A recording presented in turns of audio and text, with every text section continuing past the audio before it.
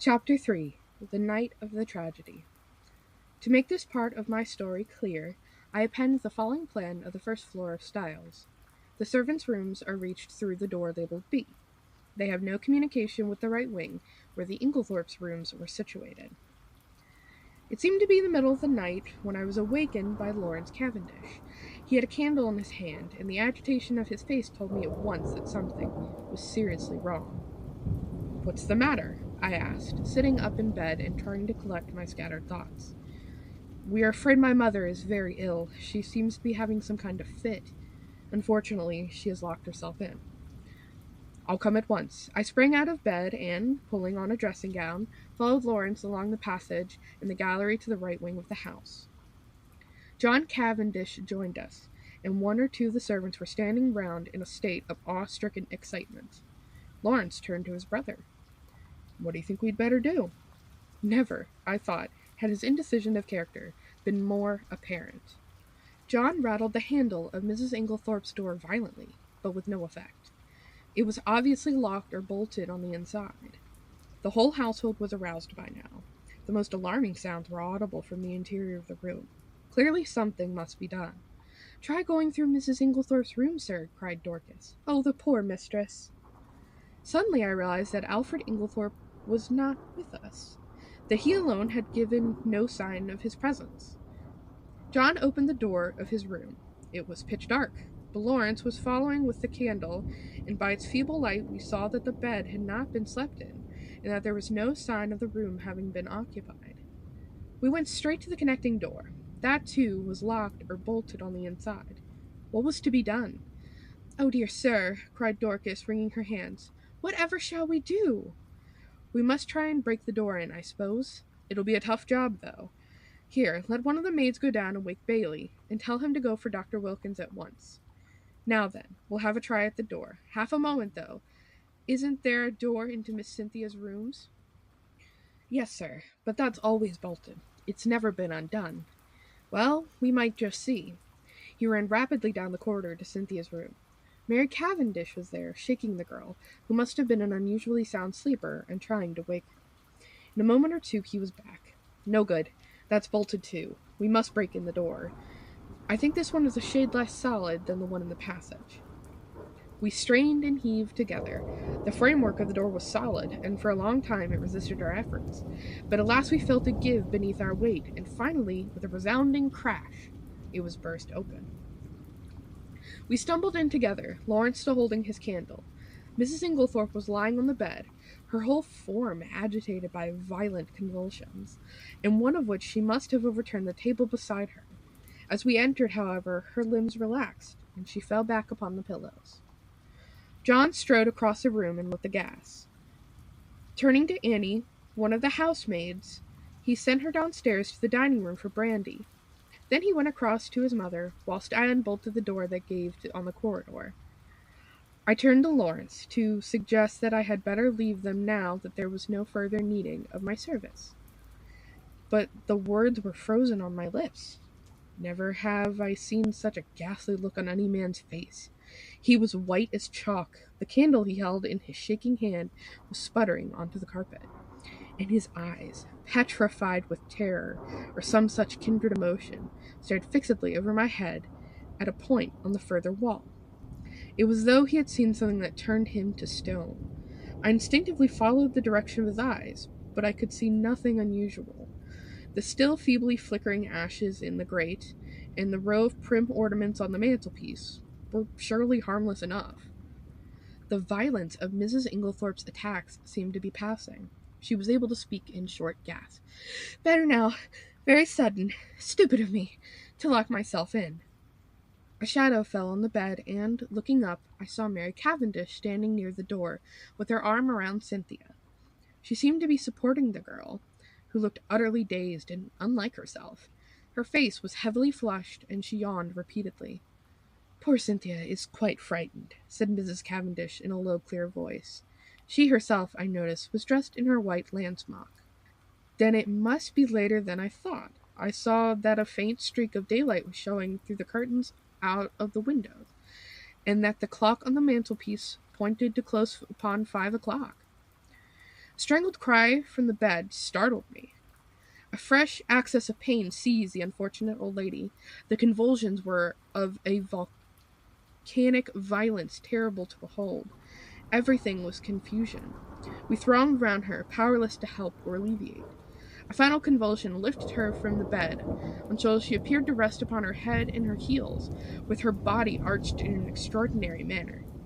In vain, Mary and John tried to administer more brandy.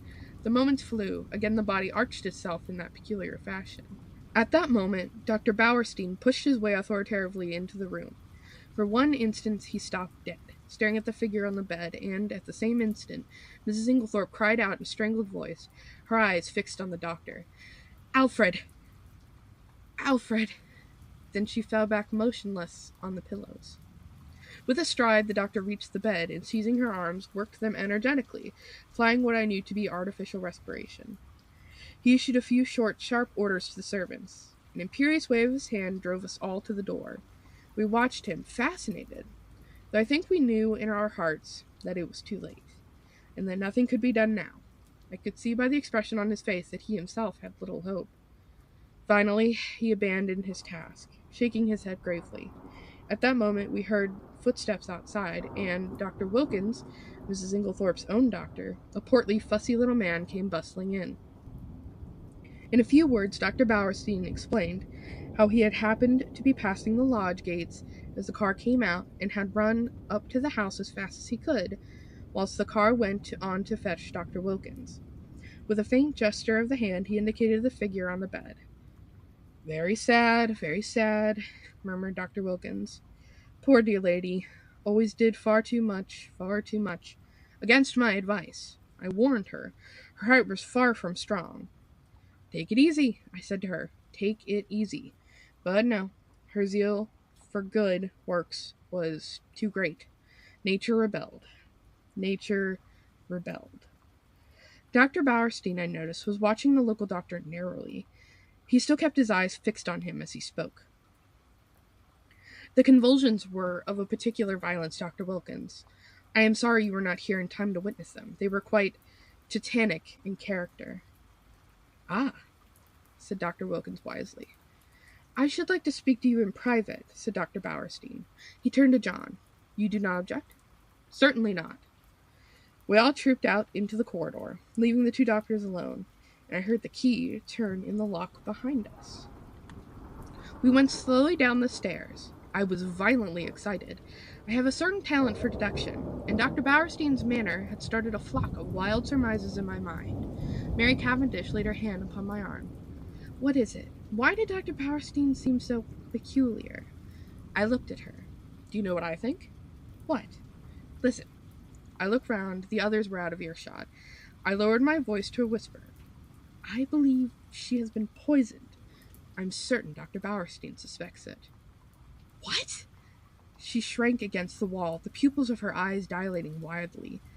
Then, with a sudden cry that startled me, she cried out, No, not that! And breaking from me, fled up the stairs. I followed her, afraid she was going to faint. Found her leaning against the banisters, deadly pale. She waved me away impatiently. No, leave me. I'd rather be alone. Let me just be quiet for a minute or two. Go down to the others. I obeyed her reluctantly. John and Lawrence were in the dining room. I joined them. We were all silent, but I suppose I voiced the thoughts of us all when I at last broke my saying. Where is Mr. Inglethorpe? John shook his head. He's not in the house. Our eyes met. Where was Alfred Inglethorpe? His absence was strange and inexplicable. I remembered Mrs. Inglethorpe's dying words. What lay beneath them? What more could she have told us if she had time? At last we heard the doctors descending the stairs. Dr. Wilkins was looking important and excited, and trying to conceal an inward exultation under a manner of decorous calm. Dr. Bauerstein remained in the background, his grave, bearded face unchanged. Dr. Wilkins was the spokesman for the two. He addressed himself to John. Mr. Cavendish, I should like your consent to a post-mortem. Is that necessary? Asked John gravely. A spasm of pain crossed his face. Absolutely, said Dr. Bauerstein. You mean by that neither Dr. Wilkins nor myself could give a death certificate under the circumstances. John bent his head. In that case, I have no alternative but to agree. Thank you, said Dr. Wilkins briskly. We propose that it should take place tomorrow night, or rather tonight, as he glanced at the daylight. Under the circumstances, I'm afraid an inquest can hardly be avoided. These formalities are necessary, but I beg that you won't distress yourselves. The doctors then departed. I had been turning over an idea in my head, and I felt that the moment had now come to broach it. Yet I was a little chary of doing so. John, I knew, had a horror of any kind of publicity. It was an easy-going optimist, who preferred never to meet trouble halfway. It might be difficult to convince him of the soundness of my plan. Lawrence, on the other hand, being less conventional and having more imagination, I felt I might count upon as an ally. There was no doubt that the moment had come for me to take the lead. John, I said, I'm going to ask you something. Well, you remember my speaking of my friend Poirot, the Belgian who is here? He has been a most famous detective. Yes. I want you to let me call him in to investigate this matter. What? Now? Before the post-mortem? Yes. Time is an advantage if there has been foul play. Rubbish, cried Lawrence angrily. In my opinion, the whole thing is a mare's nest of Bauerstein's. Wilkins hadn't an idea of such a thing until Bauerstein put it into his head. But like all specialists, Bauerstein's got a bee in his bonnet, poisons are his hobby, so of course he sees them everywhere. I confess that I was surprised by Lawrence's attitude. He was so seldom vehement about anything. John hesitated. I can't feel as you do, Lawrence, he said at last. I'm inclined to give Hastings a free hand, though I should prefer to wait a bit. We don't want any unnecessary scandal. No, no, I cried eagerly. You need have no fear of that. Poirot is discretion itself. Very well, then. Have it your own way. I leave it in your hands, though if it is as we suspect, it seems a clear enough case. God forgive me if I am wronging him.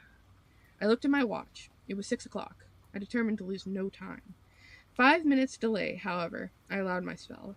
I spent it in ransacking the library until I discovered a medical textbook, which gave a description of strychnine poisoning.